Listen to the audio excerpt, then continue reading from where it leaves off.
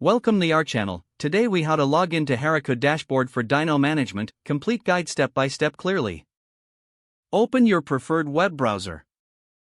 Navigate to the Heroku website by typing heroku.com in the address bar. Once the page loads, look for the login option in the top right corner. Click on login to proceed to the login page. On the login page, you will see fields for your email and password. Enter your registered email address in the first field. Now, type your password in the second field. If you want to stay logged in, check the Keep Me Logged In box. Once you have filled in your credentials, click on the Login button. After clicking, you may be prompted to complete a CAPTCHA for security verification. Follow the on-screen instructions to complete the CAPTCHA, if necessary. After verification, you will be redirected to your Heroku dashboard. Here, you can see an overview of your applications and current Dyno status. To manage your Dynos, select the application you wish to work on. Click on the application name to open its management screen.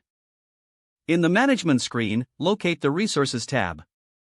Click on the Resources tab to view and manage your Dynos. You will see options to scale, add, or delete Dynos as needed. Make any changes you require and confirm your actions. Once you've finished managing your Dynos, review your changes before exiting. To log out, find your profile icon in the top right corner. Click on your profile icon and select Log Out from the drop-down menu. You have successfully logged out of your Heroku dashboard. If the page does not load, refresh the browser or try again in a private or incognito window. Make sure you are using the correct email address, then retype it carefully to avoid small typos.